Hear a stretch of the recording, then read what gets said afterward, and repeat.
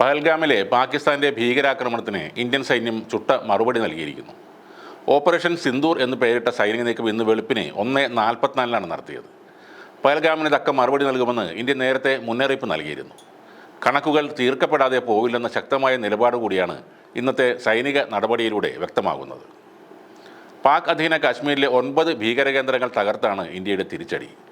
നീതി നടപ്പാക്കിയെന്ന് സമൂഹ മാധ്യമങ്ങളിലൂടെ സൈന്യം പ്രതികരിച്ചു. പാക് സൈനിക കേന്ദ്രങ്ങൾ ആക്രമിച്ചിട്ടില്ലെന്നും 12 ഭീകരർ കൊല്ലപ്പെട്ടെന്നും 55 പേർക്ക് പരിക്കേറ്റു എന്നുമാണ് റിപ്പോർട്ട്. ഓപ്പറേഷൻ സിന്ദൂർ എന്നതിന് വലിയ അർത്ഥതലങ്ങളുണ്ട്. നമ്മുടെ പുരാണ ഐതിഹ്യപ്രകാരം ലോകം കണ്ട ഏറ്റവും വലിയ യുദ്ധം നടന്നത് പാണ്ഡവരും കൗരവരും തമ്മിലാണ്. പല തവണ സമാധാനത്തിനായി പലരും ഇടപെട്ടെങ്കിലും അപമാനിക്കപ്പെട്ട പാഞ്ചാലിയുടെ കെട്ടഴിഞ്ഞ തലമുടി പാണ്ഡവർക്ക് അഭിമാനത്തിൻ്റെ പ്രശ്നമായിരുന്നു. അതിനുവേണ്ടിയാണ് ഭാരത ചരിത്രത്തിൽ ചോരപ്പുഴ ഒഴുകിയ ആ മഹായുദ്ധം നടന്നത്.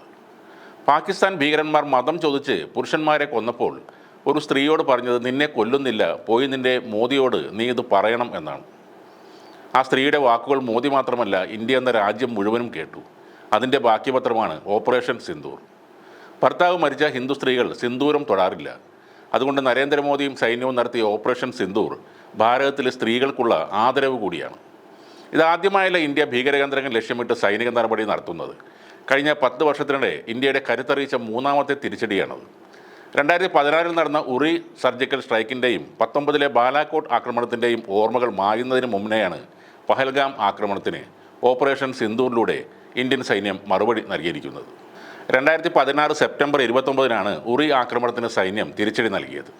സെപ്റ്റംബർ 18 ജമ്മു കാശ്മീരിലെ സൈനിക പോസ്റ്റുകൾക്ക് നേരെ ഭീകരർ നടത്തിയ ആക്രമണത്തിന് മറുപടിയായിരുന്നു അത്. വടക്കൻ കാശ്മീരിലെ ഉറി സൈനിക ക്യാമ്പിൽ നുഴഞ്ഞു കയറിയ ഭീകരർ നടത്തിയ ആക്രമണത്തിൽ 19 ജവാന്മാരാണ് കൊല്ലപ്പെട്ടത്. പാകിസ്ഥാനും ഭീകര സംഘടനയായ ജെയ്ഷെ മുഹമ്മദുമായിരുന്നു ആക്രമണത്തിന് പിന്നിൽ. ആക്രമണം നടന്ന് കൃത്യം 10 ദിവസത്തിന് ശേഷം ഇന്ത്യ തിരിച്ചടിച്ചു. പാക് അധീന കാശ്മീരിലെ ഭീകര താവളങ്ങളിൽ നിയന്ത്രണ രേഖ മറികടന്നാണ് സൈന്യം മിന്നലാക്രമണം നടത്തിയത്. സെപ്റ്റംബർ 29 അർദ്ധരാത്രിയോടെ നടത്തിയ ആക്രമണത്തിൽ 38 ഭീകരരെയും 2 ജവാന്മാരെയുമാണ് സൈന്യം വധിച്ചത്. നിയന്ത്രണ രേഖ മറികടന്ന് ഇന്ത്യൻ സൈന്യം ആക്രമണം നടത്തിയെന്ന് സർക്കാർ പ്രഖ്യാപിക്കുന്ന ആദ്യ സംഭവമായിരുന്നു അത്. പിന്നീട് 2019 ഫെബ്രുവരി 14 കാശ്മീരിലെ പുൽവാമ ജില്ലയിലെ അവന്തിപുരക്കടുത്ത് സുരക്ഷാ ഉദ്യോഗസ്ഥരുമായി പോയിരുന്ന വാഹനങ്ങൾക്ക് നേരെയാണ് ആക്രമണം ഉണ്ടായത്. സ്ഫോടക വസ്തുക്കൾ നിറച്ച ഒരു മഹീന്ദ്ര സ്കോർപിയോ സൈനികരുടെ വാഹന വ്യൂഹത്തിലേക്ക് ഇടിച്ചു കയറ്റുകയായിരുന്നു. 40 CRPF ജവാന്മാർ കൊല്ലപ്പെട്ടു. പാകിസ്ഥാനിലെ തീവ്രവാദ സംഘടനയായ ജെയ്ഷെ മുഹമ്മദ് ആക്രമണത്തിൻ്റെ ഉത്തരവാദിത്തം ഏറ്റെടുത്തു. മനുഷ്യ ബോംബായിരുന്ന ആദിൽ അഹമ്മദ് ദർ എന്ന തീവ്രവാദിയുടെ വീഡിയോയും അവർ പുറത്തുവിട്ടിരുന്നു. അതിന് ഇന്ത്യ നൽകിയ തിരിച്ചടിയായിരുന്നു ബാലാക്കോട്ട് വ്യോമാക്രമണം. ഫെബ്രുവരി 26 ഇന്ത്യ ആക്രമണം നടത്തിയത്. ഇന്ത്യൻ വ്യോമസേനയുടെ 12 മിറാഷ് യുദ്ധവിമാനങ്ങൾ കശ്മീരിലെ നിയന്ത്രണ രേഖ കടന്ന് ആക്രമണം നടത്തി. 21 മിനിറ്റ് മാത്രം നീണ്ടുനിന്ന ആക്രമണത്തിൽ 350 ഭീകരർ കൊല്ലപ്പെട്ടതായാണ് റിപ്പോർട്ടുകൾ.